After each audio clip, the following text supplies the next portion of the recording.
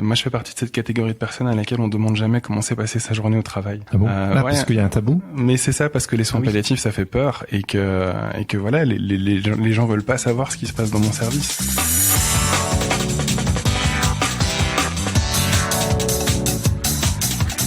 Bonjour à tous et bienvenue sur Sens Créatif, le podcast qui explore les motivations et les stratégies des artistes de l'image. Je m'appelle Jérémy Kleiss. Je m'appelle Laurent Bazar et nous sommes passionnés par la créativité que nous considérons comme une quête initiatique. Pour en savoir plus, vous pouvez nous suivre sur Instagram @senscreatif_podcast. Ce podcast est sponsorisé par Patreon et aujourd'hui, vous êtes déjà plus de 218 à soutenir financièrement Sens Créatif sur Patreon. Et pour ça, on voudrait vous dire merci. Merci. Merci car grâce à votre soutien, vous nous aidez mois après mois à produire ce podcast. Grâce à vos dons, vous nous permettez non seulement d'investir du temps, mais aussi de l'argent dans ce projet. Cela nous permet par exemple de déléguer une partie du travail, en payant par exemple un monteur pour nos épisodes, mais aussi de payer notre vidéaste quand on vous propose du contenu bonus sur YouTube, ainsi que les divers frais liés à la production d'un tel projet. On se sent porté, et si Sens Créatif est ce qu'il est, c'est grâce à votre soutien sur Patreon. Bref, merci du fond du cœur. Pour en savoir plus, n'hésitez pas à visiter notre page sur www.patreon.com/senscreativepodcast ou tout simplement à visiter le site de Patreon pour explorer cette plateforme de financement participatif. Et qui sait, peut-être que cela pourrait vous inspirer pour financer vos propres projets. Pour en savoir plus, visitez www.patreon.com. Et on est de retour pour un nouvel épisode aujourd'hui. Comment ça va, Laurent? Écoute, ça va super bien, malgré le temps un petit peu maussade aujourd'hui, mais sinon... Ouais, c'est vrai, il faisait beau les autres jours. Bah oui, ça change tout le temps. Oui, bon, on n'est pas là pour parler de la pluie et du beau temps. Et aujourd'hui, on est très très content de vous présenter un épisode que personnellement j'aime beaucoup. Enfin, je pense que toi aussi tu l'aimes beaucoup. Oui, je partage aussi cette... Oui, voilà. On est très content de vous présenter notre interview avec l'homme étoilé. Alors, l'homme étoilé, qui est-il? Alors, l'homme étoilé, c'est Xavier, infirmier en soins palliatifs dans un hôpital de l'Est de la France, et il est également auteur de bande dessinée. Ouais. C'est incroyable, il fait 2 métiers. On a été le rencontrer dans son hôpital et c'était une très très belle expérience, une très belle rencontre humaine. Il a sorti 2 bandes dessinées intitulées À la vie et Je serai là, et c'est une interview comme je les aime. Donc, de quoi va-t-on parler aujourd'hui? Dans cet épisode, on discute de son parcours et de ce qui l'a amené vers une carrière d'infirmier en soins palliatifs. On va aussi parler de cette philosophie palliative qui lui est si chère. De sa relation avec ses patients dont il s'inspire pour raconter son quotidien en BD. On va aussi parler de ses premiers pas en tant qu'auteur et de la genèse de ses 2 bandes dessinées. De son rapport conflictuel avec le succès et la médiatisation de son travail. De ses futurs projets en BD. Et pour finir, on geek sur la musique, le rock, le tatouage et d'un certain Elephant Man. Je crois que tu kiffes pas mal. Oui, je le kiffe un peu. Voilà. Donc voilà le programme de la journée. Sur ce, trêve de bavardage, on vous laisse en compagnie de l'homme étoilé. Bonne écoute. Et ben c'est parti. Allez, on y va. Bonjour Xavier. Bonjour Jérémy. Salut Xavier. Et je sais qu'on va pas démarrer. Non, c'est très bien. Alors c'est super parce qu'en fait on va la démarrer comme ça, parce que ça fait 3 fois qu'on essaie de la démarrer cette interview. Et en fait Xavier, aka l'homme étoilé, nous reçoit aujourd'hui sur le travail où tu exerces la profession d'infirmier en soins palliatifs. Tout à fait. Et c'est pas ta seule profession. Non. Non, puisque depuis peu je suis devenu auteur aussi de bande dessinée. Exactement. Et du coup, la question que tout le monde te pose, l'homme étoilé, pourquoi? L'homme étoilé, c'est le petit nom qu'une patiente que j'ai nommée Blanche m'a donné à l'issue de 5 jours de galère pour tenter de faire rentrer un petit peu de vie dans sa chambre, et on y est arrivé avec quelques chansons de Brel. Et je pense que elle a tout simplement pas vu mon nom sur ma blouse, et donc elle me désigne comme l'homme étoilé en rapport aux étoiles qui sont tatouées autour de mon coude. Et quand il s'agit de rassembler toutes mes histoires sous un nom, celui-là m'est revenu à la mémoire, et j'ai trouvé que ça symbolisait assez joliment le message que je voulais diffuser, et autant dans les chambres que dans cette BD, donc je l'ai gardé. Oui. Est-ce que tu rajoutes des étoiles dans la vie des gens, c'est ça? De la vie en tout cas. De la vie, ouais. D'où la fameuse expression que tout le monde reprend quand on te rencontre, c'est ajouter de la vie au jour. Voilà. À défaut d'ajouter des jours à la vie. Elle est pas de moi, hein. C'est un grand oncologue qui avait dit ça, qui disait que les soins palliatifs c'était donc ajouter de la vie au jour à défaut d'ajouter des jours à la vie. Et je trouve qu'effectivement ça résume extrêmement bien la philosophie palliative, donc j'avais à cœur de la reprendre dans cette BD. Ouais, super. Tant qu'on est sur les belles phrases, il y a une autre phrase en fait que t'aimes beaucoup, c'est ceux qui vont mourir nous apprennent à vivre. Qui est pas de moi non plus. Voilà, qui est pas de toi non plus, mais tu vas nous expliquer en fait ça, d'où vient cette phrase. C'est une grande psychologue, Marie de Henzel, qui en a fait d'ailleurs le titre d'un de ses ouvrages. Et oui, je pense qu'effectivement le contact des personnes en fin de vie nous permet de nous recentrer un petit peu sur notre propre existence, ce qu'on en fait, notre vie au quotidien, et voilà, de profiter de la vie au maximum, parce qu'on se rend compte que c'est un équilibre très fragile qui peut foutre le camp à tout moment. Et donc effectivement, ouais, le contact des personnes en fin de vie, moi en tout cas, m'a permis de peut-être davantage célébrer la vie au quotidien. Ouais. Et qu'est-ce qui t'a amené sur cette voie en fait? Un pur hasard à la base. Moi, j'ai quitté le lycée et j'ai commencé une fac de psycho. Sauf que j'arrivais pas à me projeter dans la blouse du psychologue. La psyché humaine, c'est un truc qui m'a toujours fasciné, mais je me voyais pas psychologue. Et je me voyais pas médecin non plus, parce que je pense que j'étais bien trop fainéant pour me taper à 14 années d'études. C'est vrai que c'est long. Ouais, c'est clair. C'est vrai que c'est long. Donc infirmier, ça m'apparaissait comme un juste compromis entre les deux. Et puis je sais pas, ce métier me fascinait, mais j'arrivais pas vraiment à dire pourquoi. Et donc je me retrouve après 2 années de psycho qui se sont pas couronnées de succès, à frapper à la porte d'un institut de formation en soins infirmiers, et je suis reçu par la directrice de l'école. Alors je m'attendais pas du tout à avoir un entretien avec elle. Que tu dessines dans ta BD, hein, ça. T'étais pas prêt, quoi. Je l'ai dessiné un peu plus sévère, elle ressemblait pas vraiment à ça, la pauvre. Mais t'étais pas prêt. J'étais pas prêt du tout, non. Et avec ton beau t-shirt Marilyn Manson. Ouais, et là par contre j'ai été cool, ouais, parce que le t-shirt était vraiment dégueulasse. Il y avait Marilyn Manson en grand dessus, mais je m'attendais tellement pas à être reçu par la directrice que moi je suis venu les mains dans les poches, quoi. Je déposais mon dossier d'inscription un peu, puis oui, voilà, tu portes ce t-shirt dans ta vie de tous les jours, et tu puis portes plus. Non, c'était un t-shirt de la période Hollywood. Alors, ouais, il était en grand dessus, et j'étais mort de gêne. La directrice a dû dire c'est qui ce gars-là. Je sentais qu'elle était pas open pour Marilyn Manson, en fait. Et puis elle me demande ce que je viens faire là, et je sais pas quoi lui répondre, en fait, parce que moi je suis vraiment venu par intuition. Et véritablement, elle me questionne. Je sens qu'elle essaie de gratter pour comprendre quelles sont mes motivations profondes. Et la première chose qui m'apparaît comme une réponse, c'est effectivement mon rapport un peu compliqué avec les nombreux problèmes de santé de ma mère quand j'étais enfant, qui m'ont un petit peu mis face à une certaine forme d'impuissance que j'ai mal vécue étant enfant, et avec laquelle je pense sur laquelle j'essaie de travailler en tant que jeune soignant. Et puis au décours de mes nombreux stages, je l'aborde dans Je serai là. C'est le souvenir de mon arrière-grand-mère qui m'est souvent revenu à la mémoire. Ça a été le premier décès que j'ai connu, le premier deuil, ma nénène, ouais. Ouais, c'est ça. Et du coup, ma première expérience finalement avec les soins palliatifs, parce que j'étais à son chevet dans les derniers instants de sa vie, elle ne parlait plus. Et malgré tout, c'est les meilleurs moments que j'ai vécu avec elle, parce qu'on communiquait énormément par d'autres biais, en fait, par le sourire, le regard, le toucher. Et moi, ça a été des moments que j'ai vécu avec beaucoup d'émotions, de richesse. Et je me suis rendu compte, en fait, quand j'ai découvert les soins palliatifs, que j'avais envie de reproduire cette expérience véritablement. Ouais. Oui, tu en parles aussi dans ta BD, que quelque part, en soignant les autres, les soignants pensent leurs propres blessures. Ouais, j'en suis convaincu, ouais. Et ça fait combien d'années que t'es soignant, du coup? 12 ans. 12 ans. Et donc en 12 ans de temps, t'as pu un peu penser tes propres blessures? Ouais, oui, mais je me rends compte que c'est un processus qui s'arrête jamais, en fait. Il n'y a pas un moment où alors peut-être qu'un jour, j'arriverai au bout du chemin et je me dirai c'est bon, là j'ai accompli ce que je voulais accomplir, mais je me rends compte que moi ça me donne beaucoup de valeur, en fait, de m'occuper de mes patients, de m'investir dans chaque chambre pour tenter d'apporter à toutes ces personnes dans des situations très compliquées un peu une espèce de parenthèse de vie, de plaisir, de joie, de bonheur. Et c'est vraiment quelque chose qui me nourrit, qui me fait du bien. Et c'est un processus sans fin, en fait. Il y a pas un moment où je me dis c'est bon, j'ai assez donné, maintenant je passe à autre chose. Peut-être que ça arrivera un jour, j'en sais rien, mais c'est ce que j'explique souvent à l'occasion d'interviews ou de dédicaces, c'est que ce rapport privilégié, par exemple, que j'ai eu avec Nani, une patiente dont je raconte l'histoire dans La Vie, qui m'avait symboliquement adopté comme petit-fils. C'était la première fois que j'entretenais une relation si particulière avec une patiente. Mais par la suite, des nannies, il y en a eu plein d'autres, en fait. des nannies et des papilles, on va dire. Et alors pas des personnes, enfin ça n'a pas été la même histoire, mais je me suis rendu compte que je me suis investi au chevet de plein d'autres patients de cette même manière, comme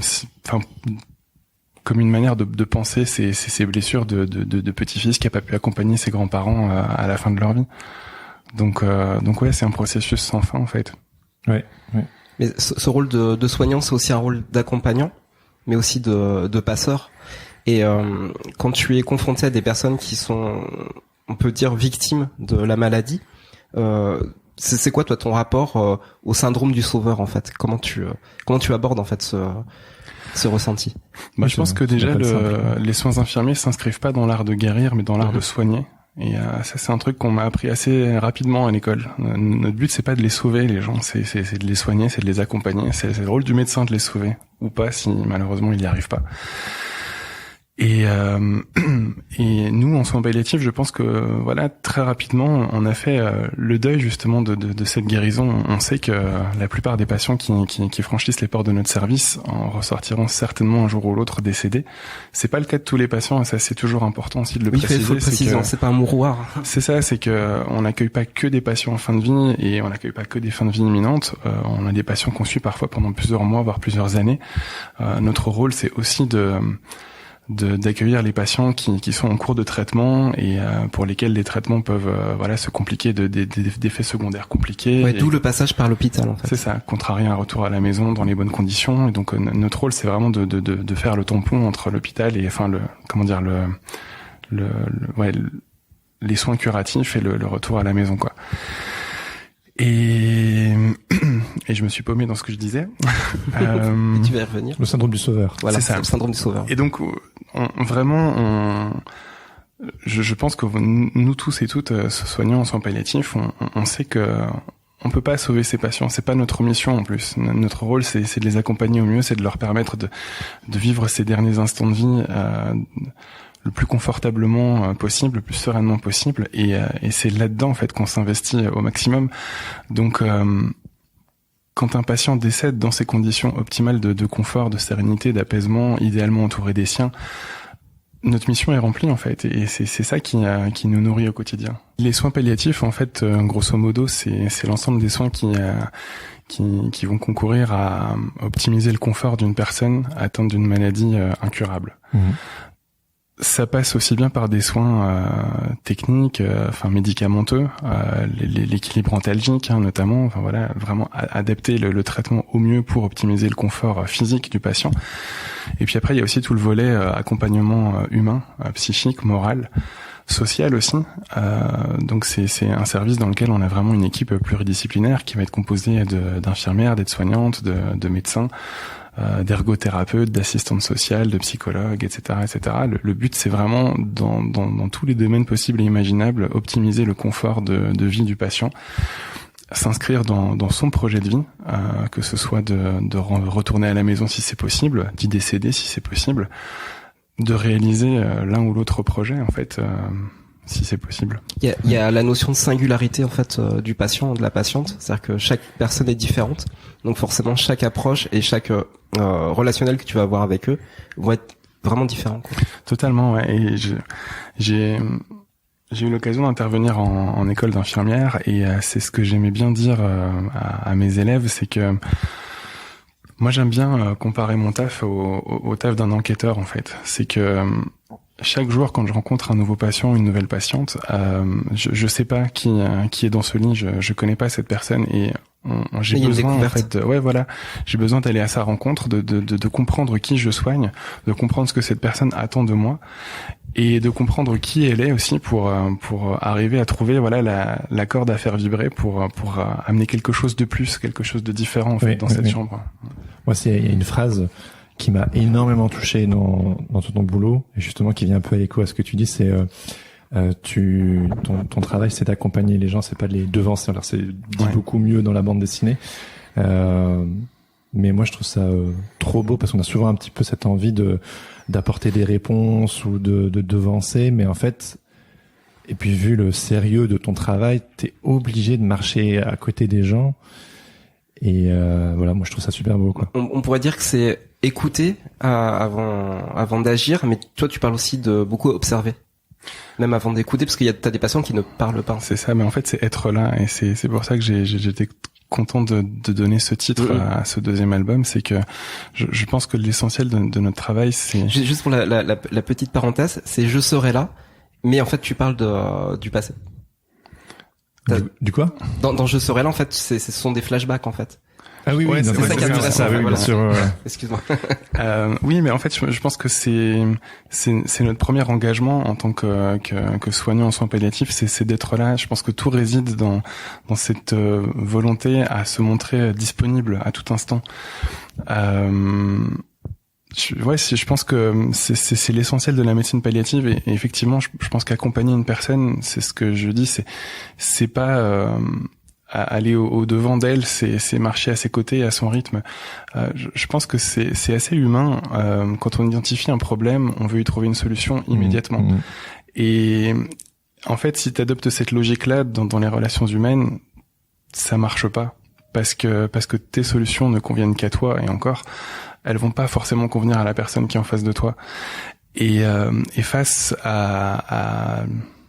à l'évidence de la maladie, à l'imminence de la mort, chacun trouve ses solutions en lui-même, et nous, on est peut-être simplement un guide, une porte ouverte pour instaurer du dialogue autour de ça, de la communication. Mais en aucun cas, en fait, on apporte de solutions. On aide juste les gens à cheminer vers leurs solutions pour faire face à ces moments assez pourris, en fait, de la maladie et de la fin de vie. Ouais. Et pour faire le pont avec ton travail d'auteur de bande dessinée, ces moments en fait que tu as passé avec ces personnes, quand on lit ton fil Instagram ou qu'on lit la bande dessinée, on se rend pas compte en fait du cheminement narratif et du process en fait d'écriture qu'il y a derrière, parce que ça t'a pris des années. Et on a l'impression que c'est un petit peu jeté parce que c'est de l'autobiographie, donc forcément il y a ce côté d'instantanéité pour le lecteur.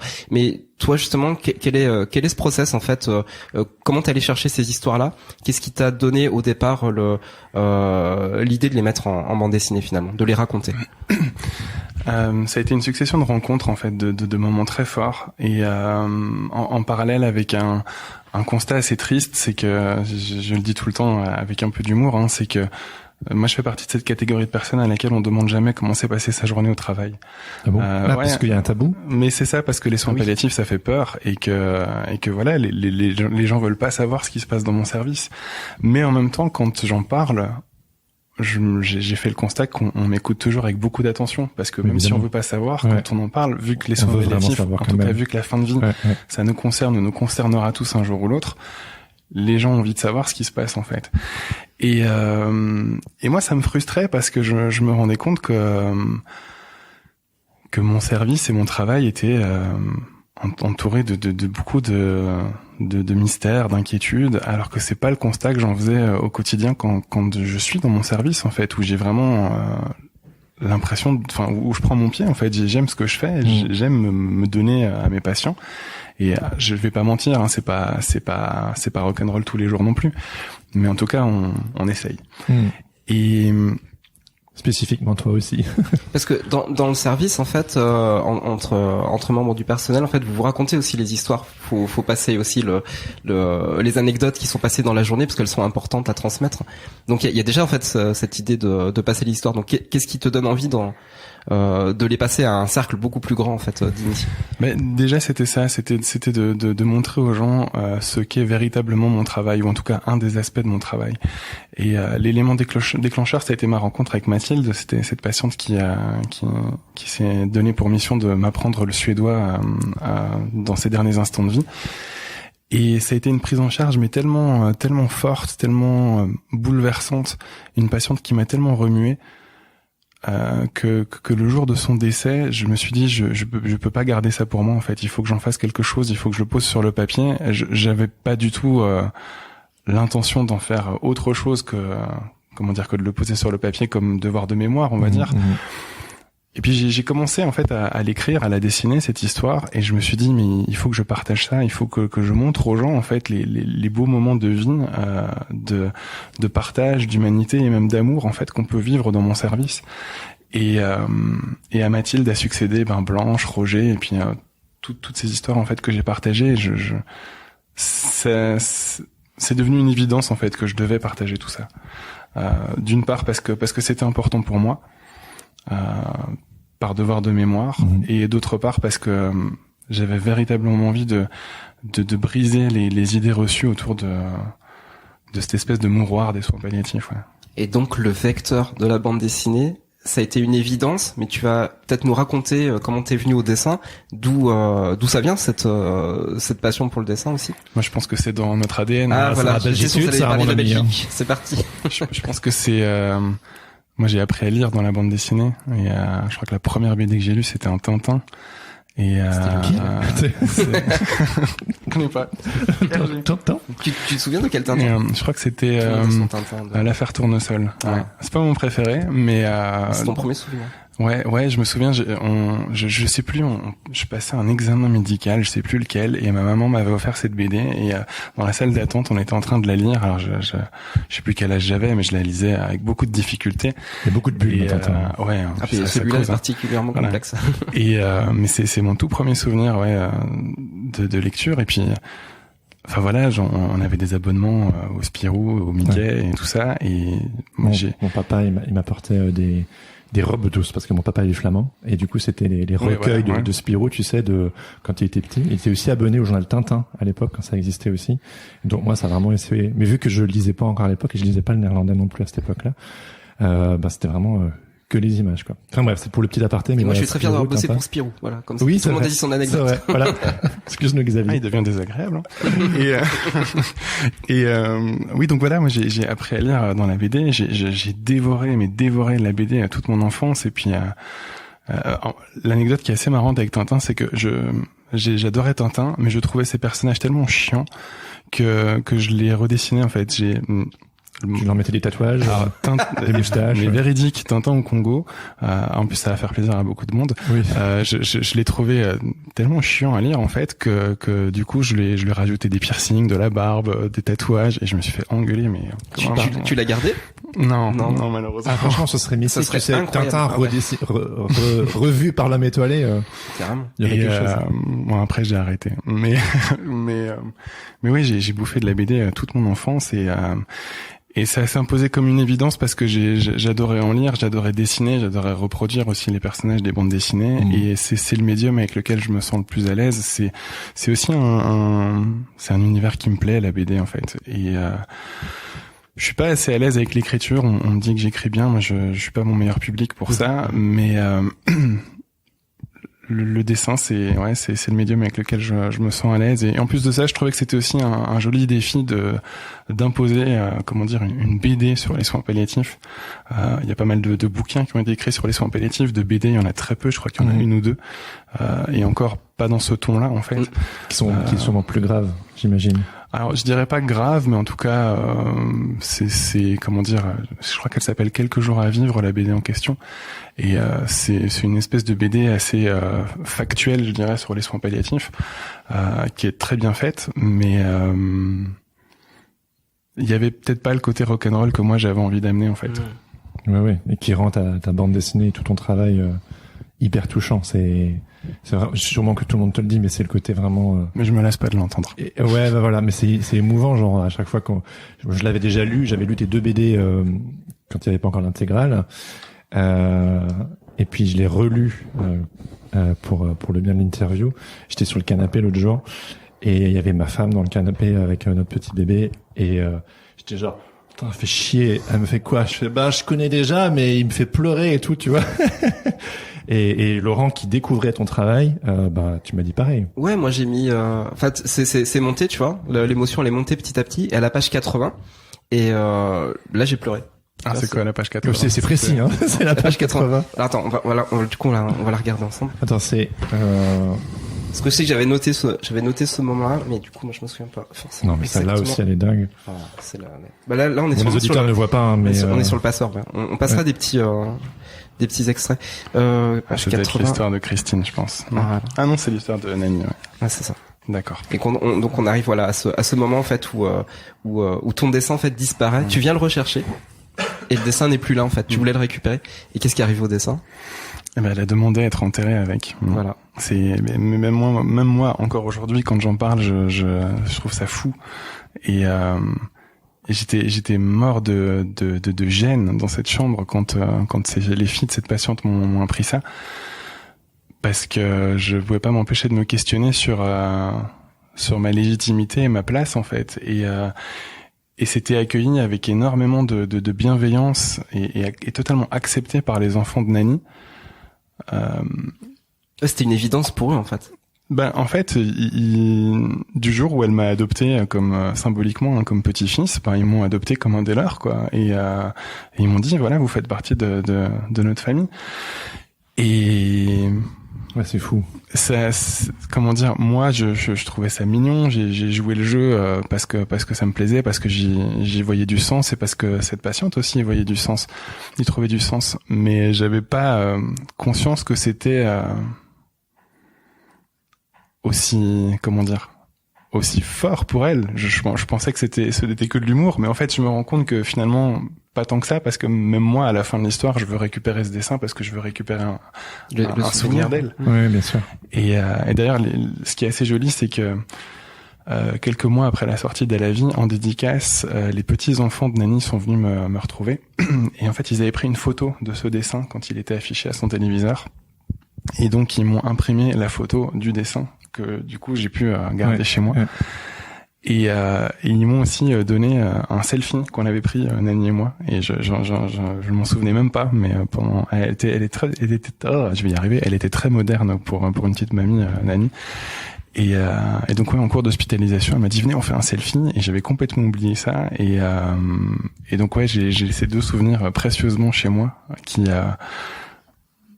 raconte notre histoire, quoi. Et ouais, c'est une rencontre tellement forte, hein. Quand tu lis cette histoire, tu te rends compte que c'est un truc que je peux pas garder pour moi, en fait. Mais justement, donc tu nous dis, donc t'es biberonné à la bande dessinée, t'aimes le dessin, tu vis ces histoires, t'as envie de les partager. Dans l'intégrale, on voit à la fin aussi un petit peu tes premiers dessins aussi par rapport à L'Homme étoilé. Mais je me demandais, par exemple, tu me parles de Mathilde, qui est un peu le point de départ de toute cette histoire, mais je pense que ton premier dessin de L'Homme étoilé, c'était en 2012, quelque chose comme ça.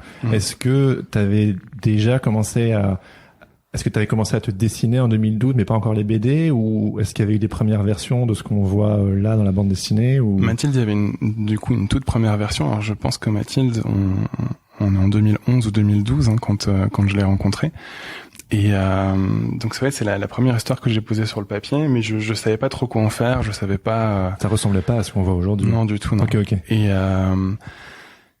Et je l'ai laissé se reposer un long moment, et en fait la plupart des histoires d'À la vie, et surtout Je serai là, puisque Je serai là, c'est vraiment ce chemin en fait de mon entrée dans cette école d'infirmière jusqu'à ma prise de poste en soins palliatifs. Ouais. Mais la plupart de ces histoires, ces histoires sont assez vieilles en fait. Oui. Certaines ont plus de 10 ans, et je pense que c'est le temps qui m'a fallu pour les digérer et pour en extraire vraiment l'essence et le message. Et souvent on me demande d'ailleurs s'il y aura un 3e tome des aventures de L'Homme étoilé, et j'ai encore quelques histoires en stock, mais je pense que je les ai pas encore suffisamment digérées pour véritablement en extraire l'essence, le message que je veux diffuser, et donc j'ai besoin de les laisser dormir encore un petit peu pour Ouais, parce que c'est une histoire de flow en fait en anglais. C'est ça, ouais. Monsieur est bilingue. Là, je parle pas flamand.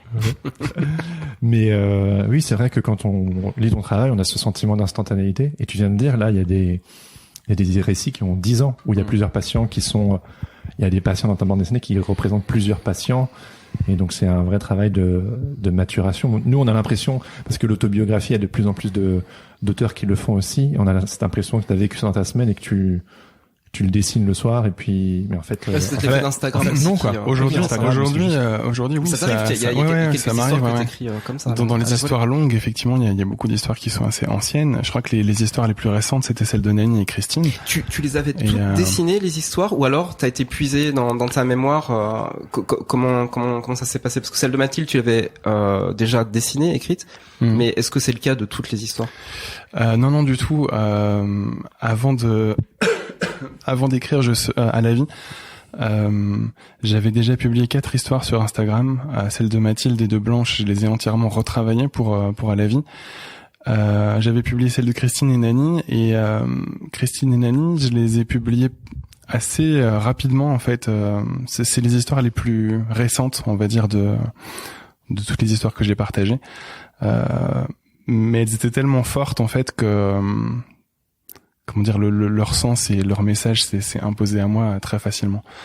Puis après il y a des souvenirs qui me sont revenus, même parfois au décours d'échanges avec des lecteurs sur Instagram. Je me souviens que l'histoire de Paulette notamment, ça m'est revenu suite à une story où j'avais parlé d'un tatouage, ou je sais pas trop. L'histoire de Paulette. Alors l'histoire de Paulette, c'est la toute première histoire de Je serai là, et c'est la toute première patiente que j'ai soignée à l'hôpital.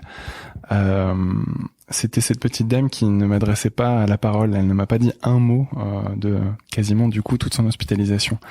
Et pour moi, jeune élève infirmier, c'était horriblement frustrant quoi, parce que un mur d'entrée. C'est ça, tu voulais créer du lien. C'est ça, tu franchis les portes de l'hôpital, tu veux mener de ton ambition voilà, c'est ça, du triomphant de victoire sur la maladie, et ouais, tu veux créer du lien avec tes patients, et là il se passe rien, mais nada, même pas un bonjour quoi. Et un jour en fait, et tu sais, souvent les gens me disent waouh, c'est brillant d'en être arrivé à cette conclusion, mais sur le moment même ça m'est pas apparu comme une évidence, et véritablement je l'ai juste fait parce que cette situation m'emmerdait. Je me suis dit, si tu veux pas parler, c'est pas grave, je vais combler l'espace sonore, je vais parler mais à n'en plus finir, et je vais parler pour deux quoi. Mais c'était vraiment de la frustration et de la colère quoi.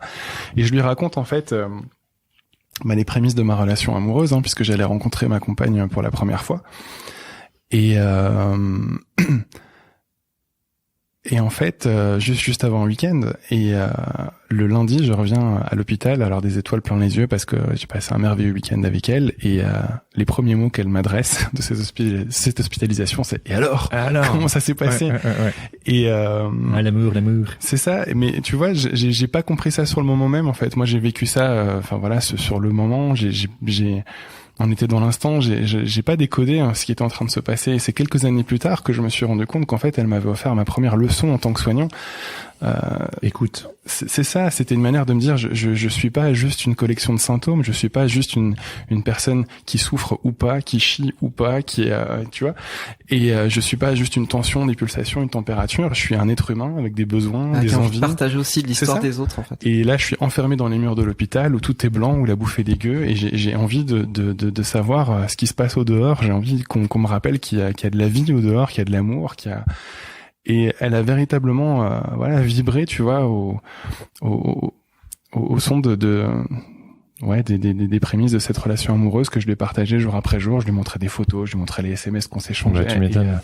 Et ça a été génial pour elle, et je pense que ça l'a, je vais pas dire soigné, mais en tout cas ça lui a fait du bien, et c'était le plus important, c'est ce qui comptait. Je crois que de mémoire, elle avait un cancer pulmonaire, cette petite dame, et elle était en soins palliatifs, elle était dans le service de pneumologie, mais elle était elle était plus dans le curatif quoi. On pouvait plus la guérir de ce cancer, donc elle savait qu'elle s'en sortirait pas.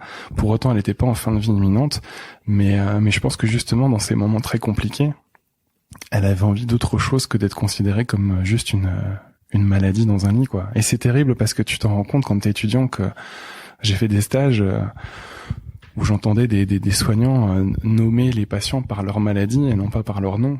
Tu vois, on disait le pancréas de la 62 ou et non, putain, le pancréas de la 62, il a un nom, c'est une personne, c'est Et il y a d'autres patients ou patientes aussi que tu as réussi à faire parler grâce à la musique. Je pense notamment, j'ai oublié son prénom, mais Rémi.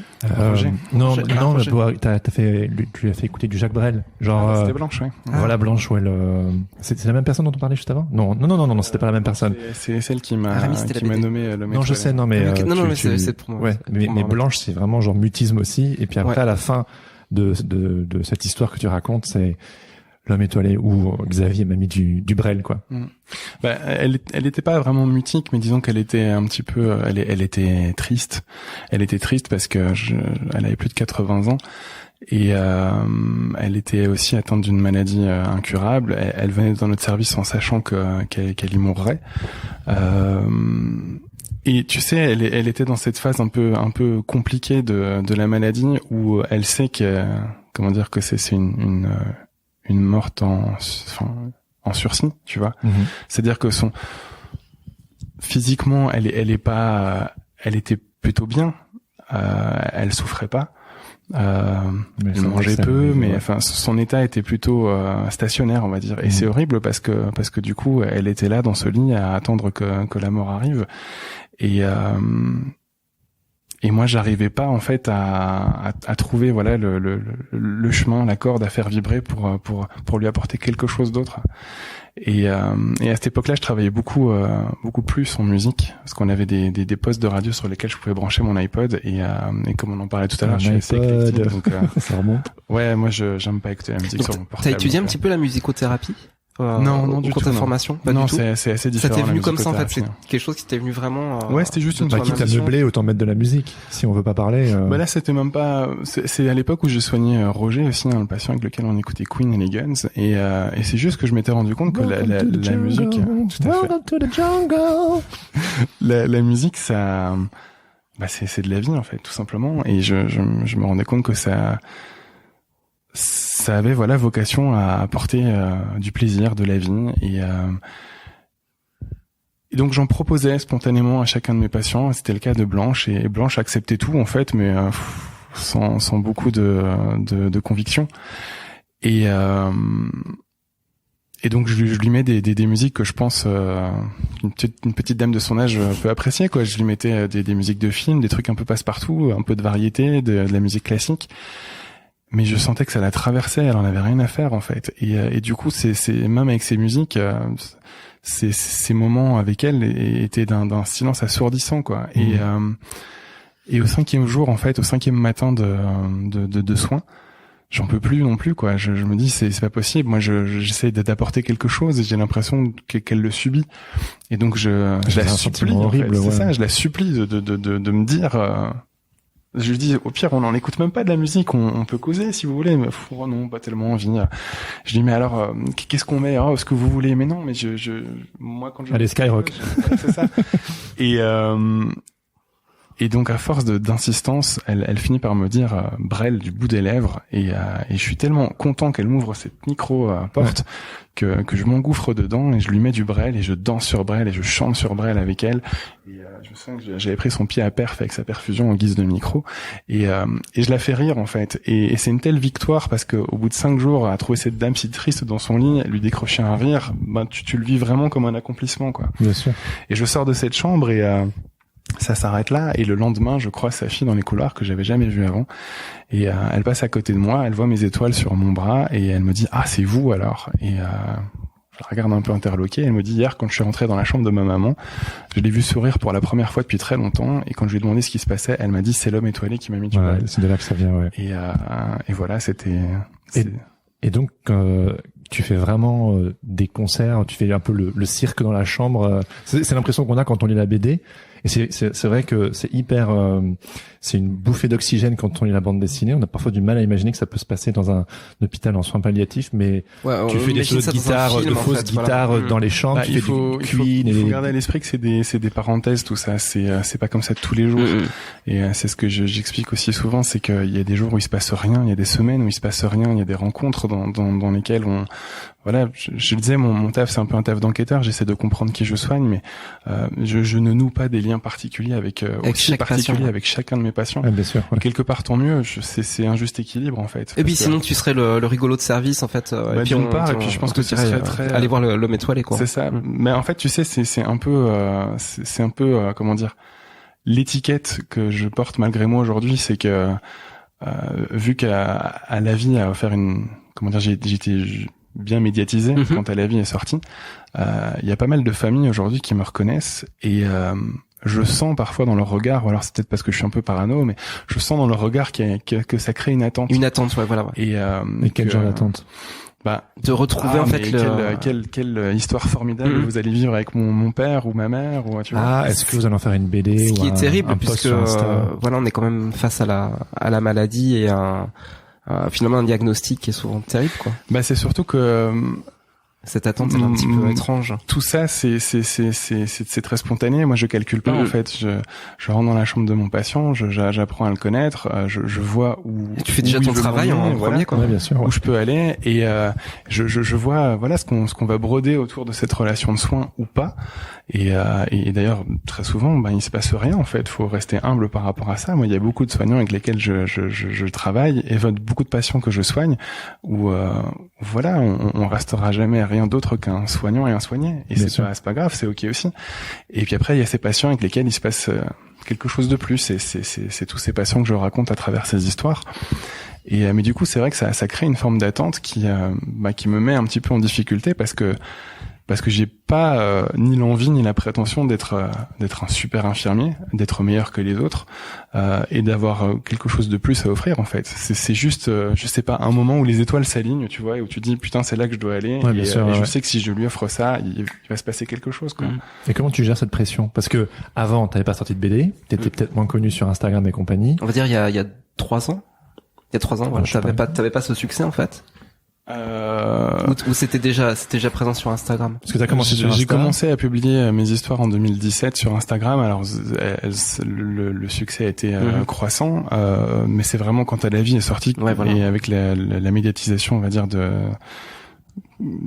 la vie que. Comment tu gères ce grand écart? Pas bien, en fait. Pas bien parce que je me rends compte que l'homme étoilé, moi, c'était juste un petit nom qu'on m'a donné. C'est juste le petit nom qu'une patiente m'a... C'était pas ton pseudo d'auteur de BD au départ, quoi. Mais c'est juste le petit nom qu'une patiente m'a donné parce qu'elle savait pas comment je m'appelais, en fait, tu vois. Et c'est pas une étiquette de super-héros. Et c'est vrai que parfois j'ai pu peut-être le présenter comme ça. Mais aujourd'hui, je suis toujours très mal à l'aise quand on me parle comme ça, justement. Encore ce matin, t'es pas l'homme étoilé, tu es Xavier. Déjà, ouais. Mais encore ce matin, je lisais un message d'une élève infirmière qui me disait vous êtes mon modèle, je veux être comme vous plus tard, mais je ne me vois pas comme un modèle, en fait. Je suis pas un meilleur infirmier que les autres, je suis juste un mec, en fait, qui un jour a pris la plume pour raconter ses rencontres avec ses patients et montrer la manière dont j'investis la relation. Ouais, bien sûr. Parmi les 20 soignants de mon service, si les 20 soignants de mon service prenaient la plume, ils pourraient te pondre autant d'histoires que moi. Exactement, c'est ça le truc. En fait, c'est que toi, à un moment, t'as décidé de le raconter et d'en faire des bandes dessinées et de les diffuser sur Instagram. Et le but, c'était pas de faire de mon personnage un super infirmier, en fait, mais juste un mec humble et à sa place qui fait des rencontres, de belles rencontres, et de montrer aussi à quel point l'autre, le patient, peut non seulement te marquer, mais aussi te faire grandir en tant que soignant et en tant qu'être humain, tu vois. Et voilà. Allô, ici le Patate Club.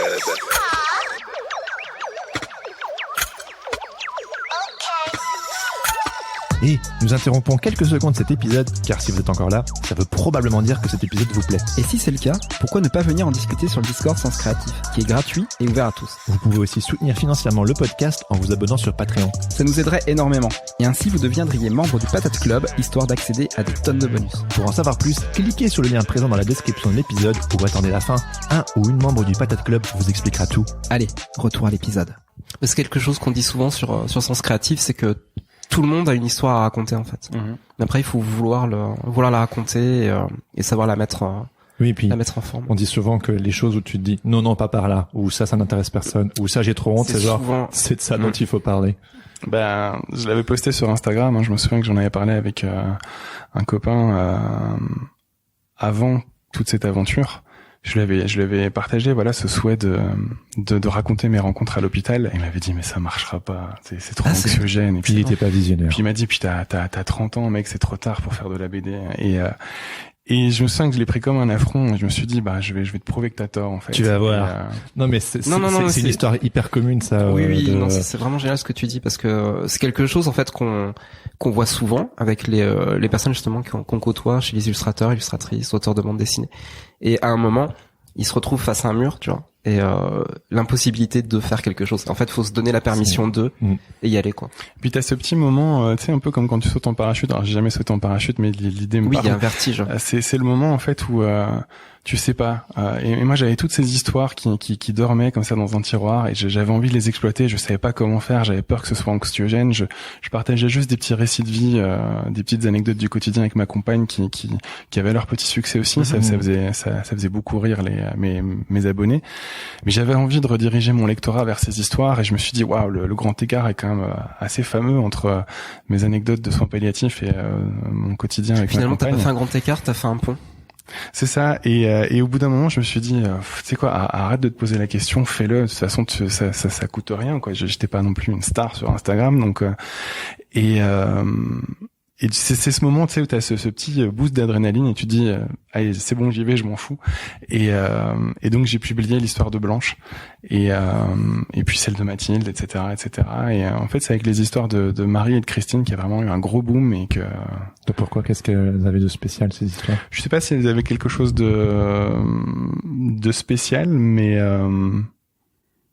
en tout cas, elles ont été fortement appréciées, et puis du coup partagées, et puis tu sais, il y a un effet boule de neige, quoi. Elles ont été énormément partagées. Il y a toujours un moment où c'est plus partagé que l'accumulation aussi. Tes abonnés commencent à avoir l'habitude de suivre tes histoires, et puis après il y a celle-là qui peut-être pour une raison ou une autre pop un peu plus. Et oui, ça c'est l'histoire de Marie, c'est une histoire qui, après elles me sont toutes chères, hein, mais elle avait une saveur particulière parce que justement, j'arrivais déjà à ce moment où je me prenais souvent cette idée que j'étais un super infirmier, un modèle, et je n'aime pas cette idée. Et du coup, c'était aussi une manière de montrer aux gens que non, je suis pas un super infirmier, je suis juste un infirmier parmi tant d'autres, et j'ai aussi mes failles et mes faiblesses. Et l'histoire de Marie, c'est ça qu'elle raconte en fait, c'est que cette patiente, elle m'insupportait au plus haut point quand je l'ai rencontrée, et je n'arrivais pas à créer du lien avec elle, alors que elle avait une forte envie justement de créer du lien avec moi. Ah oui, en effet, ouais. Et je l'ai raconté vraiment avec beaucoup d'humilité pour montrer aux gens, regarde ce que ton super infirmier il a fait, tu vois. Et en plus c'est un très beau turnover cette histoire, parce que finalement elle termine par cette sédation que j'ai envisagée de manière très poétique, cette espèce de voyage dans le ciel, et véritablement à son chevet. C'est comme ça qu'on l'a vécu, et c'est comme ça que j'aimais, c'est comme ça que j'aime d'ailleurs lors des soins, parce que la sédation c'est véritablement un soin à mon sens. Le présenter à mes patients, c'est ce voyage qu'on ferme les yeux, et où est-ce que vous m'emmenez maintenant. Et je pense que peut-être que ça a eu quelque chose aussi de très rassurant sur cette angoisse de la sédation, c'est aussi on va peut-être pas aborder ce sujet-là, mais parce que c'est très chiant, mais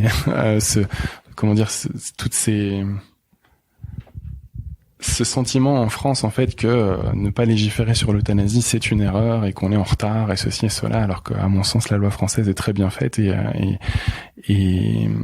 elle offre toutes les conditions favorables à une fin de vie apaisée, sereine et optimale, quoi. Oui, j'ai vu en interview que de temps en temps les journalistes essayaient de t'amener sur ce sujet-là. Oui, parce que j'imagine qu'aussi ça va être un des axes peut-être de la future élection présidentielle. Ouais, bien sûr. Ouais.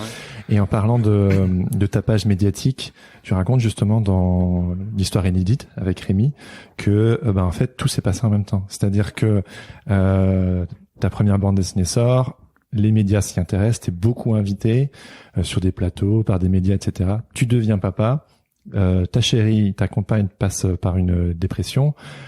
Ça fait beaucoup en même temps. Comment t'as vécu ce... Oui, c'est vraiment le boxon, quoi. C'est le bon mot, ouais. C'était très compliqué de gérer tout ça de front, parce que en l'espace de quelques mois, j'apprends à devenir père, et quand t'es papa, tu le sais comme moi, ça devient la priorité numéro 1 de ta vie, en fait. Tout devient accessoire. Et donc j'ai à cœur d'être un bon père pour mon enfant, de rester un bon compagnon pour ma compagne, que je vois s'enfoncer, et en parallèle je vis ce rêve éveillé, quoi, ce rêve de gosse de pouvoir diffuser mon travail, de pouvoir le promouvoir sur les plateaux télé parisiens, et avec de très belles opportunités, et après tout en restant infirmier à temps plein à l'hôpital, et ça a été vertigineux. Ouais, ça a été très compliqué à gérer, et d'autant que j'arrive pas trop à m'arrêter, donc j'avais à peine mis à la vie en librairie, que j'avais déjà signé pour Je serai là, et que j'étais déjà en train de bosser dessus. Et ce que je voulais raconter à travers cette histoire avec Rémi surtout, c'est que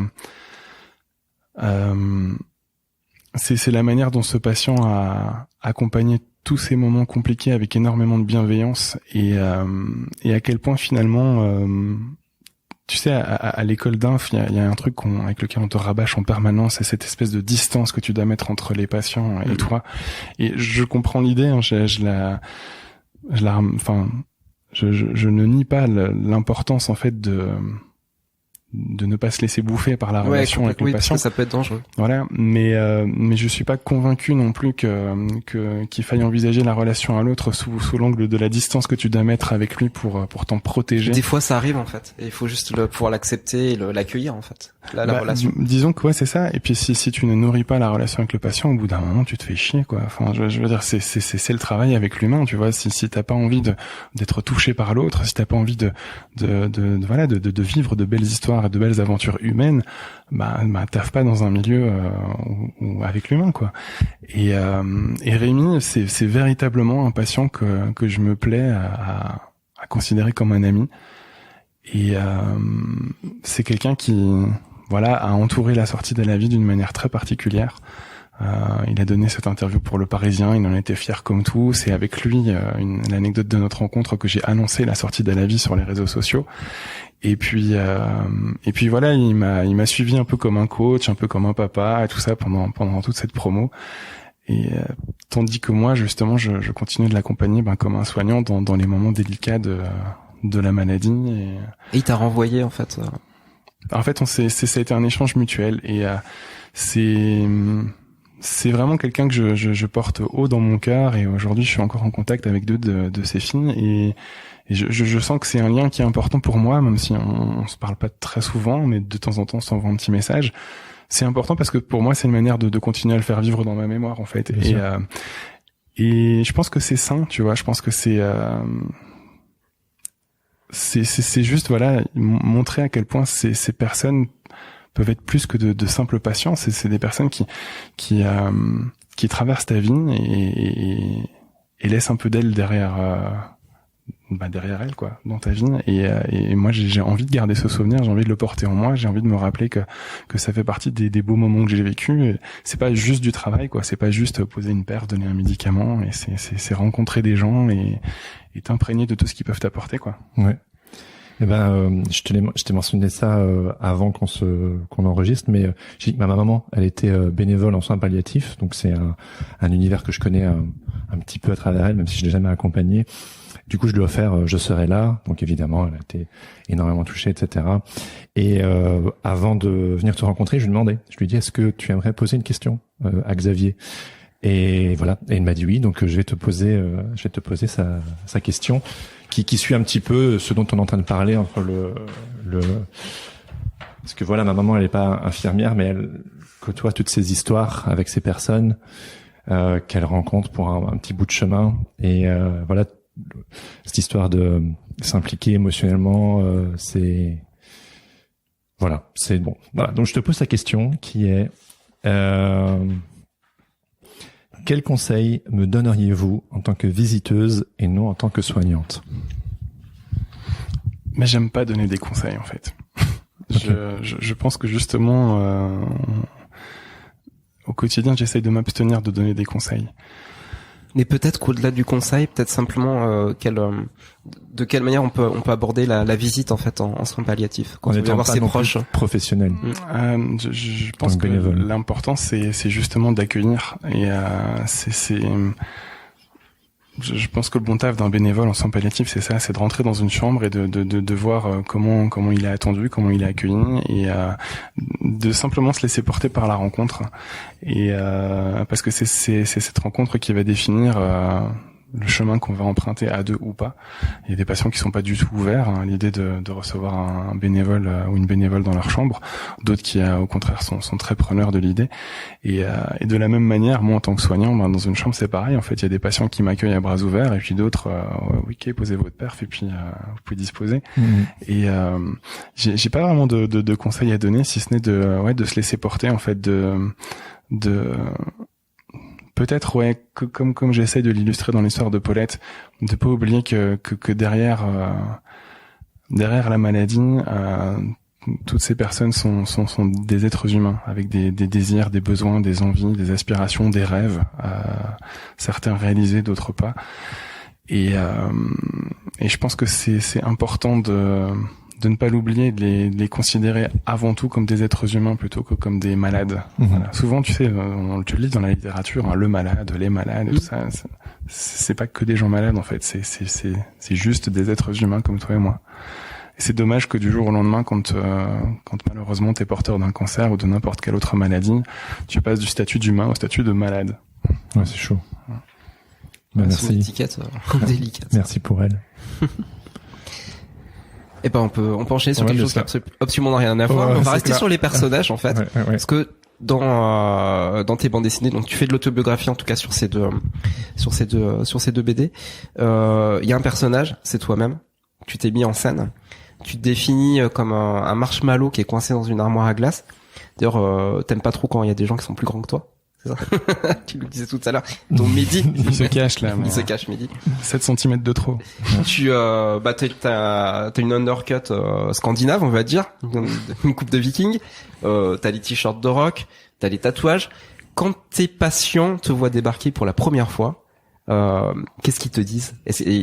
Comment ils réagissent en fait? Généralement ils me disent rien parce que je pense que j'ai oh non, pitié. Mais en fait c'est ça et c'est une chance finalement, c'est que j'ai la carrure qui va avec et qui fait que généralement les gens n'osent pas me dire quelque chose parce qu'ils se laissent le temps de comprendre un peu ce qui leur arrive et Il y a une erreur. Mais c'est ça, mais je pense que peut-être que si j'étais un peu plus frêle, je me serais pris plus de remarques ou de réflexions. Aujourd'hui, franchement, en 12 ans de carrière, une personne m'a fait une réflexion assez désagréable au sujet de mon look.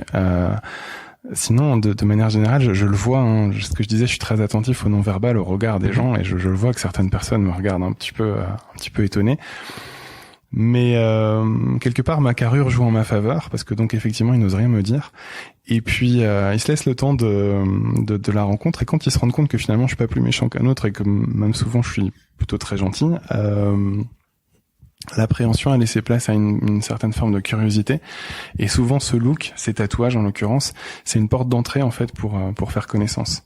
C'est souvent les premières questions qu'on me pose en fait. Pourquoi des étoiles? Pourquoi Joseph? Vous les avez faites où? C'est ça. Et donc ouais, il y a juste une patiente un jour, j'aime bien m'en souvenir, je trouvais ça très drôle. C'était dans un service de chirurgie digestive à Bruxelles. Je rentre dans sa chambre avec mes tatouages, mes cheveux beaucoup plus longs, mes anneaux dans les oreilles, et elle me regarde. On se connaît pas, hein, on se connaît depuis quelques minutes, et elle me dit: mais qu'est-ce que vous avez fait? Je dis: mais de quoi vous parlez? Mais ça, tout ça là, les tatouages, les cheveux longs. On dit: mais ça vous va pas du tout. Je dis: mais pourquoi vous me dites ça? Elle me dit: mais parce que vous avez une tête de bisounours, ça vous va pas. Et voilà. Et Marshmallow dans une armoire à glace, c'était une psychologue du premier service de soins palliatifs dans lequel j'ai bossé qui m'avait qualifié comme ça, et je trouvais que ça me résumait assez bien en fait, parce que c'est vrai que sous ma carrure, mes tatouages, mon look un peu on va dire atypique pour l'hôpital, dans le fond je suis une petite guimauve quoi, donc Mais souvent, est-ce que, si je peux faire une caricature, est-ce que les métalleux, par exemple, ne sont pas un peu tous des guimauves? La plupart que je connais le sont. Bah voilà, moi aussi. Donc après, je me considère pas comme un métalleux, j'ai juste le look. Non, oui, enfin la caricature, voilà, hein, tu vois. Que je voulais avoir depuis que je suis gosse. En fait, moi, je fantasmais sur des Axl Rose avec des tatouages partout, des longs cheveux et tout ça. Et ça réussit. Et voilà. Je dis ça dans le sens où moi, je me considère pas forcément comme un métalleux non plus, mais on en parlait dans la voiture pour venir. Moi, j'écoute des musiques dites musclées ou voire extrêmes pour certaines personnes, comme du hardcore ou du punk ou un peu de métal ou des trucs comme ça. Et je me souviens que j'avais quelques amis comme ça qui disaient: mais ça fit pas avec comment. Enfin, je pouvais autant écouter les Beach Boys que je pouvais écouter Converge juste après. Et j'avais un oncle comme ça qui était genre: mais comment c'est possible de passer de l'un à l'autre? Et mais moi, je sais que personnellement, pour moi, c'est un défouloir incroyable quand je vais à des concerts de hardcore, quand j'en sors.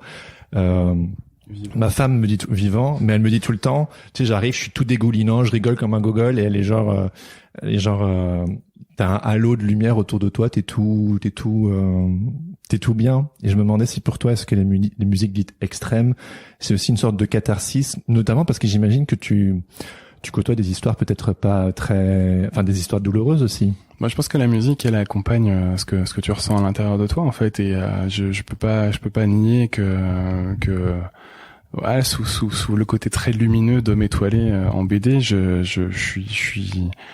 suis quelqu'un de parfois en colère, même souvent. J'ai aussi mes petits côtés un peu sombres. J'ai aussi mes côtés un peu tristes. Et donc j'écoute la musique qui accompagne le mieux ça. Mhm. J'écoute très peu de choses gays en fait en général, de choses joyeuses en dehors de Queen. Et encore Queen, quand t'écoutes la discographie, il y a beaucoup de trucs qui sonnent très, je vais pas dire mélancoliques, mais je pense qu'effectivement, en tout cas dans les musiques extrêmes, c'est peut-être ce qui permet je sais pas, d'évacuer parfois un trop plein de colère, de frustration, et puis de revenir à la vie normale avec un peu plus de disponibilité. J'imagine quand tu rentres le soir, que tu reviens en voiture, tu t'envoies des playlists en fonction de vraiment de tout du ressenti. Mais ouais, c'est ça. Mais c'est vrai que j'ai écouté beaucoup de métal extrême, comment dire, à l'adolescence. Et tu sais, il y a une espèce de crescendo comme ça dans le métal, hein, c'est que tu t'entres par la petite porte. Linkin Park, le néo-métal. C'est ça, tu passes par le néo-métal. Avant, j'avais écouté Nirvana et des trucs comme ça. Et puis en fait, il y a un moment où quand t'as goûté à cette espèce de violence musicale, t'en veux toujours plus, en fait. Et le death, le black. Exactement. Et au bout d'un moment, t'as un petit peu fait le tour du truc. Et après, tu reviens à... Aujourd'hui, j'écoute toujours du métal, mais j'en écoute moins. Oui. Et j'écoute beaucoup plus de rock en fait, et j'écoute énormément de trucs assez éthérés, assez calmes. J'écoute énormément de Katatonia par exemple. Alors c'était un groupe de death metal à la base qui a viré en espèce de rock un peu mélancolique. Il y en a beaucoup qui font ce cheminement-là. Ouais. J'imagine qu'à force de mettre ta colère et ta rage au bout d'un certain temps, elle est évacuée, t'as envie de te calmer. Tu évolues, en tant que musicien, tu évolues en tant qu'artiste, tu évolues tout le temps dans ta vie et tu passes par des phases.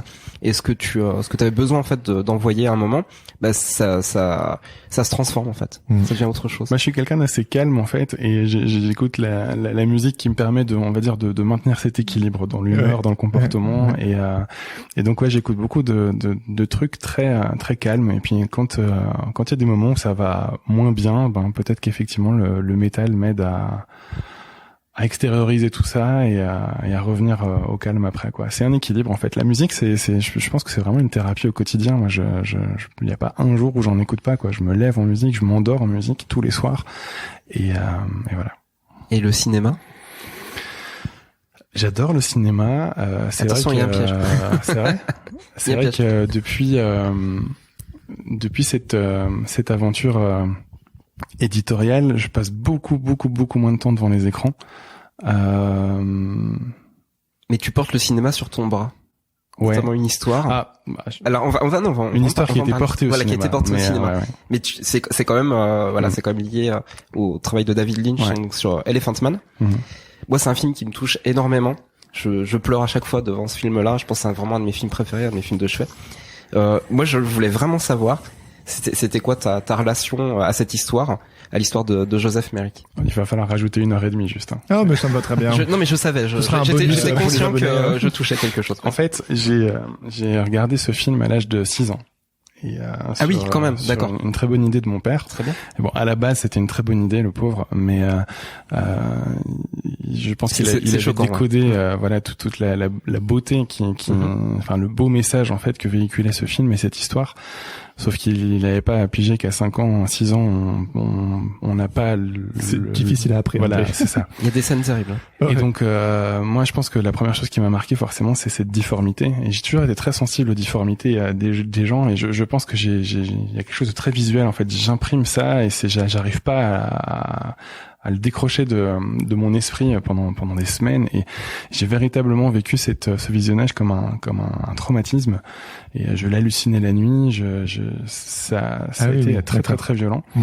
Et mais rien que l'évocation, j'ai eu la musique du film qui a tourné dans ma tête pendant 13 ans, et Et donc à 18-19 ans, je fais cette fac de psycho et je me retrouve à un moment où je me plais plus dans ce que je fais, donc j'arrête la psycho et j'ai un moment d'errance comme ça où j'écume la bibliothèque parentale et je tombe sur la biographie d'Elephant Man et je me dis tiens, j'ai jamais été capable de revoir le film, j'ai jamais été même capable de revoir en photo Joseph Merrick.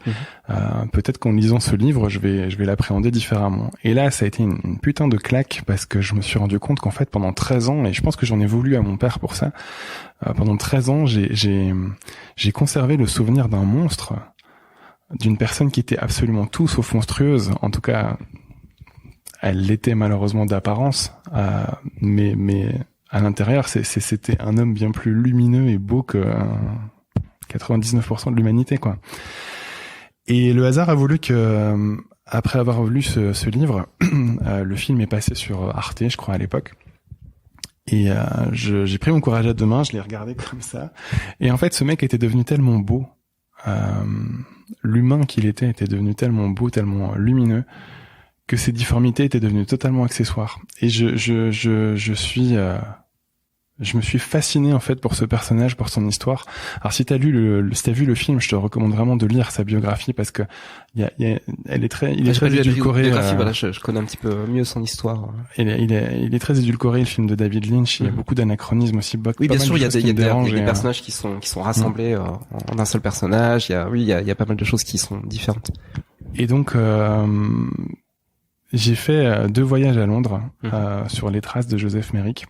Ah oui, carrément. Et ouais, mais vraiment. Et j'ai entrepris du coup de le tatouer. C'était une manière de me dire tout ton bras est tatoué. Ouais. À la base, j'avais juste reproduit une image du film et parce que je me suis dit, je te le dois en fait. Pendant 13 ans, je t'ai vu comme tout le monde te voyait, comme un monstre, alors qu'en fait non, c'était juste quelqu'un de brillamment humain, de peut-être même plus humain que moi-même.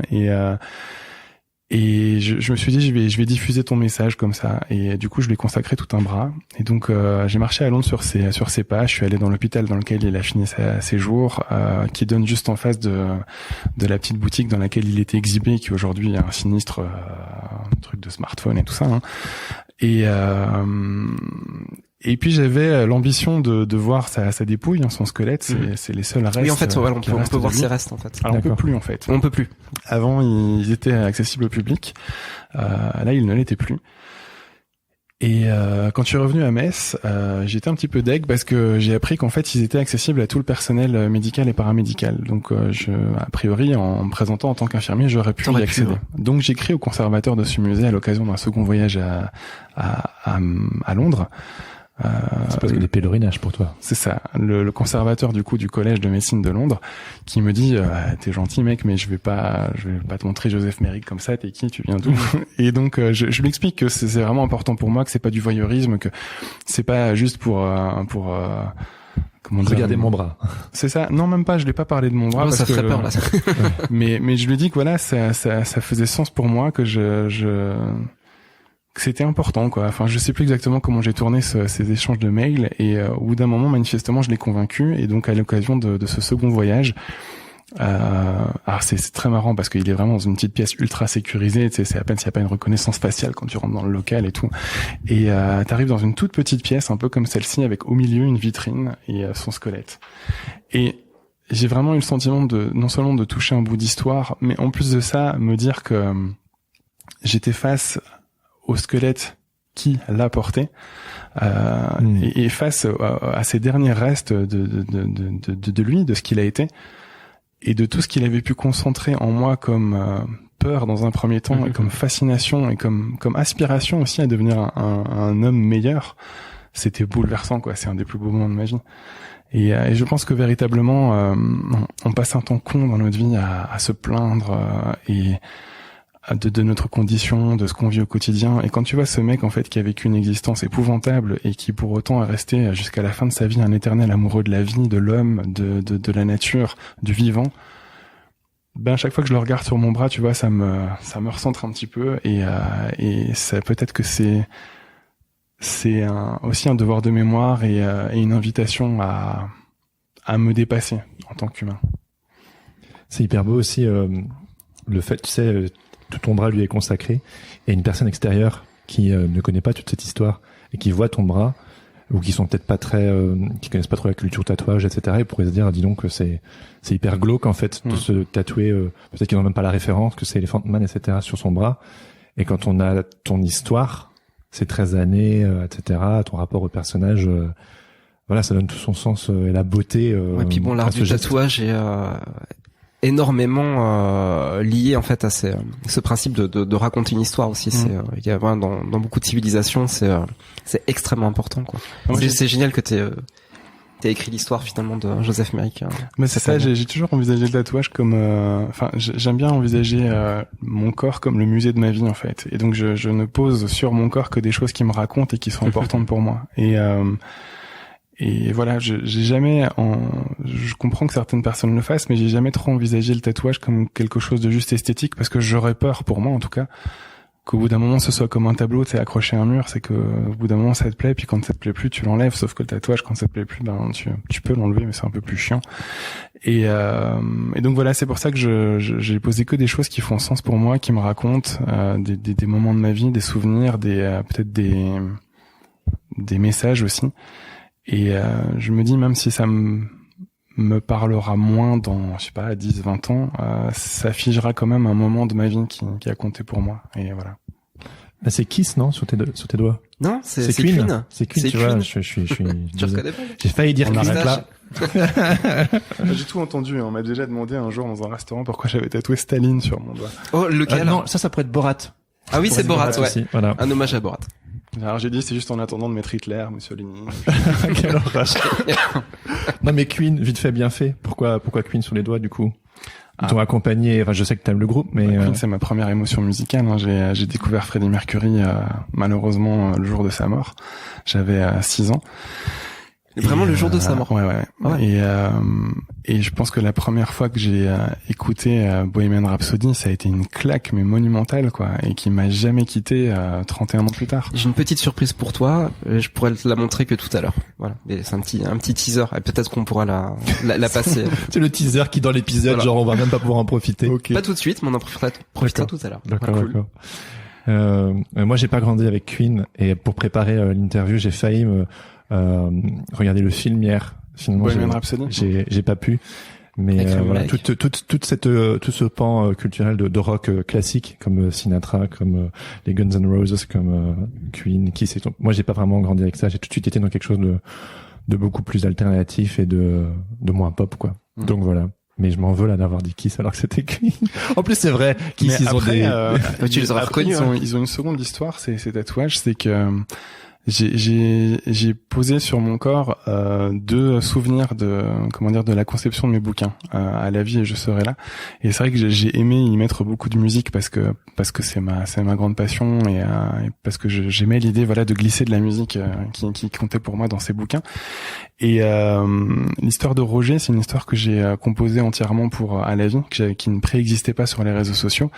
Et il y a cette omniprésence de Queen dans cette histoire. Bien sûr. Queen, qui en plus d'être une passion pour moi, a été un petit peu l'élément déclencheur qui a permis à ce patient de se raconter un petit peu dans ses souffrances de personnes en fin de vie. Et donc à l'issue de l'écriture d'À la vie, j'ai terminé du coup les 3 autres membres de Queen, et c'était une manière, voilà, de boucler la boucle et de faire un espèce d'hommage, on va dire, à cette BD, de la même manière que quand j'ai terminé Je serai là, dans lequel Björk est omniprésente aussi. J'ai tatoué la pochette de Vespertine de Björk sur mon bras. Donc voilà. Et là, pour ma prochaine BD, j'ai encore d'autres pistes. Et donc, avant de passer à la toute dernière partie de cet épisode, est-ce que tu peux nous parler justement un peu de la suite? Ouais, donc là je suis en train de bosser justement sur ma 3e BD qui sera du coup plus autobiographique, mais qui s'inscrira dans la fiction. Ce sera plus une histoire qui me mettra en scène, ce sera une histoire qui malgré tout se nourrit et s'inspire d'énormément d'anecdotes vécues à l'hôpital. Donc on restera dans un milieu qui m'est cher et d'un milieu dont je sais parler, hein, le milieu hospitalier et le deuil notamment.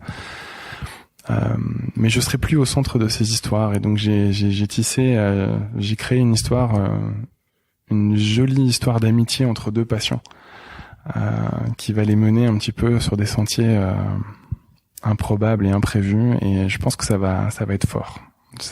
Voilà, il y aura énormément de Sinatra dedans parce que l'un d'eux est fan de Sinatra. Il y aura énormément de rock aussi. Cool. Et aussi tu t'enlèves de l'équation. Ouais, j'avais besoin de raconter quelque chose qui je vais pas dire ne m'appartienne plus parce que c'est toi quand même, tu es l'auteur. J'en suis l'auteur, et puis surtout je te dis ça s'inspire quand même d'énormément de vécu. Mais j'avais besoin de ne plus raconter mes aventures d'homme étoilé à l'hôpital, de me décentrer un petit peu du propos et de proposer quelque chose de différent. Et puis aussi peut-être par peur de tomber dans la redite, parce que je trouvais que toutes les histoires d'El Avi étaient déjà très fortes. Elles ont tout un caractère très très très fort, et c'est difficile au bout d'un moment de te dire voilà, je vais raconter quelque chose d'encore plus fort ou d'aussi fort ou quelque chose de différent, je sais pas. Donc je me suis laissé le temps, j'ai des histoires encore en stock que je préfère laisser dormir, et puis peut-être qu'un jour il y aura un autre volet, mais là dans l'immédiat je voulais proposer autre chose. Ouais. Et puis avec toute cette pression médiatique ou ce que tu disais, on te reconnaît, ou peut-être des attentes, ça fait du bien de souffler un peu. C'est ça, et puis j'avais envie d'exister peut-être davantage en tant qu'auteur et pas en tant que super-héros infirmier ou ambassadeur de la philosophie palliative, parce que ça c'est un rôle que j'ai pas envie d'investir en fait. Je suis énormément sollicité pour assister à des congrès, donner des conférences, et que je refuse quasiment systématiquement parce que je suis pas à l'aise avec l'exercice, et je me sens pas plus légitime qu'un autre pour parler des soins palliatifs, donc voilà. Oui, bien sûr. T'as été invité récemment aux Journées Émergence et t'as fait la rencontre de Mathieu Ricard, qui est l'interprète français du Dalai Lama. Est-ce que tu peux nous parler de cette rencontre en fait avec Mathieu Ricard? C'était fou. C'était fou. J'étais dans le même hôtel que lui, j'ai petit déjeuner avec lui, il a fait des petites blagounettes à ma fille. C'était improbable, mais c'est quelqu'un d'une sagesse assez incroyable, d'une bienveillance incroyable, et c'est quelqu'un d'extrêmement inspirant. En fait. Là, je peux que recommander de lire ses ouvrages, c'est incroyable. Et notamment son plaidoyer pour les animaux. Et il parle et tout le monde se tait. Et tu écoutes et tu t'abreuves en fait de son message de sagesse, et franchement, je me suis senti très reconnaissant ce jour-là, mais pas que de sa rencontre.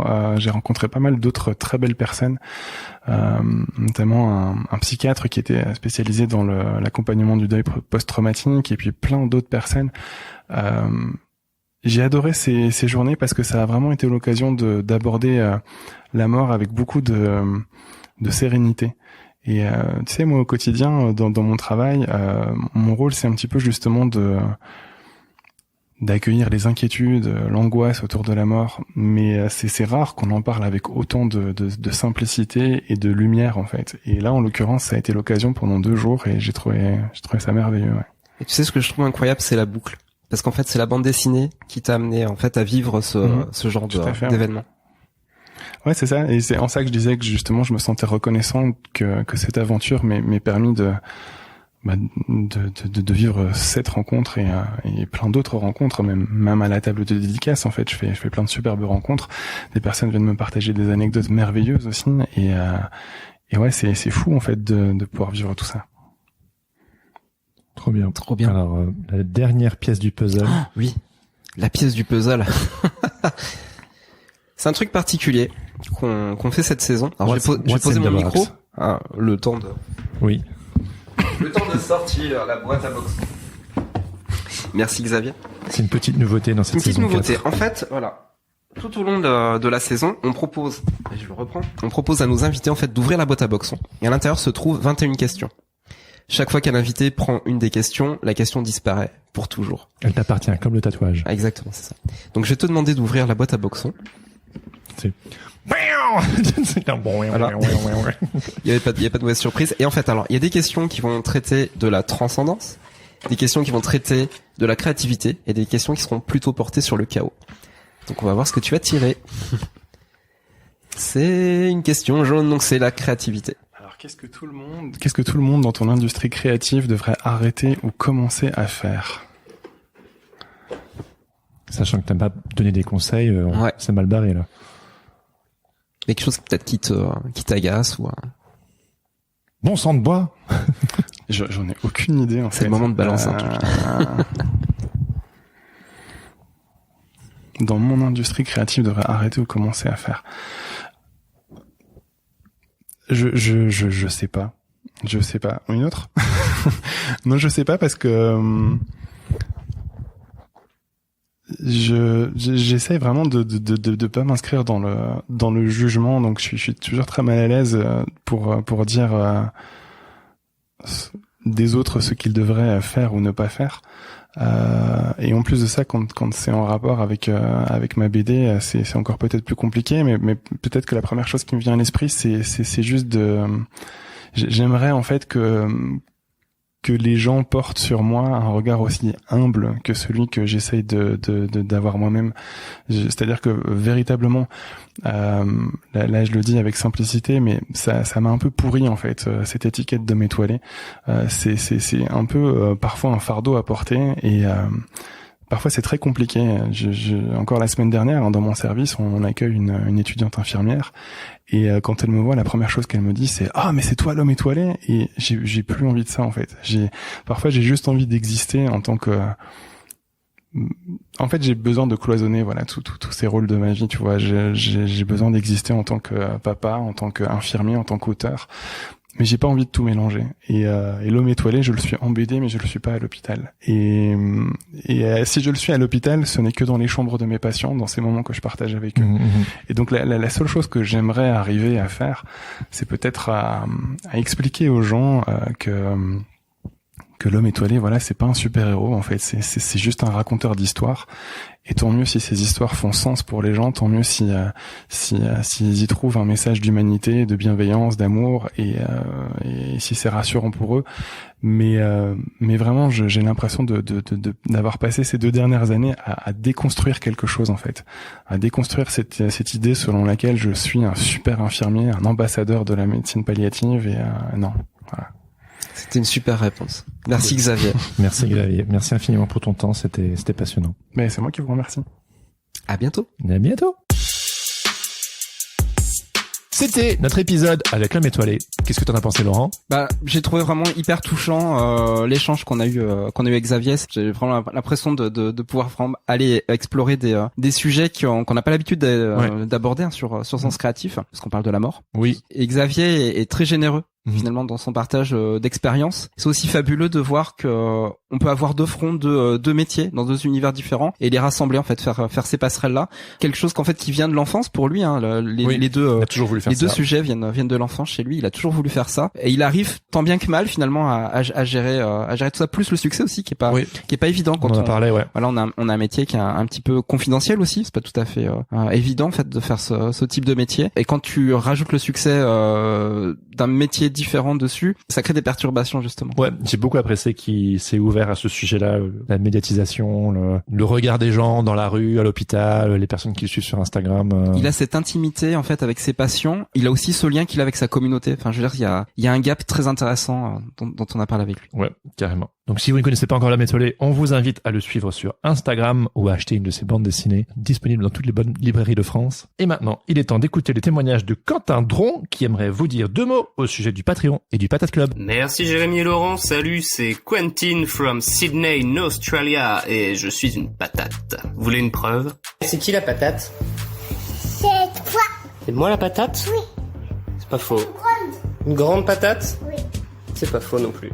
Toi aussi, tu veux être une patate? Tu veux échanger sur plein de sujets ou problématiques liées au monde de la création? Tu as besoin de conseils de pro ou juste de causer sur des sujets aussi variés que la parentalité versus la créativité? Tu veux partager tes expériences de clients relous, genre « Quentin, tu peux m'envoyer une vidéo en JPEG s'il te plaît ?» C'est une vraie histoire. Ou si tu veux tenter d'expliquer à Laurent Bazar pourquoi Matrix est le plus grand film de notre génération, rejoins-nous sur le Discord Sens Créatif. Et si tu veux aider les 2 zozos là, à proposer du contenu encore plus qualitatif si c'est possible, tu peux comme moi rejoindre le Patate Club et soutenir Sens Créatif financièrement. Les participations commencent à 5 € par mois, soit un Poscar rose ou le logo d'une marque de fringues. C'est aussi une vraie histoire ça. Bref, t'as tous les détails, bien plus encore sur le site patateclub.com. Bon les gars, j'ai rempli ma mission là, c'est bon? Je peux l'avoir maintenant, ma casquette Sens Créatif? Bye bye patate. Si cet épisode vous a plu, n'hésitez pas à le partager avec vos amis, à nous mettre 5 étoiles sur Apple Podcast ou un petit commentaire sympa. Ou pas sympa, mais juste parler de nous, quoi. Ça serait cool. Sinon, vous pouvez aussi nous suivre sur Instagram et YouTube. Vous pouvez aussi vous abonner à la newsletter. Vous trouverez le lien pour la newsletter ainsi que toutes les notes et les infos de cet épisode sur le site www.senscreatif.fr. Et un grand merci à Adrien Guy pour l'habillage sonore de ce podcast. Vous pouvez le retrouver sur ses différents réseaux Adrien Guy Musique. Sur ce, on vous donne rendez-vous dans 2 semaines pour un épisode un petit peu spécial en compagnie de Maï Hua et Grégory Puy du podcast Blanc, que vous avez déjà eu le plaisir de l'écouter sur Sens Créatif. Ils reviennent pour un épisode un petit peu particulier. On vous en dit pas plus. En attendant, restez créatifs et surtout n'oubliez pas, Everything is connected. Bye bye. Bye bye patate.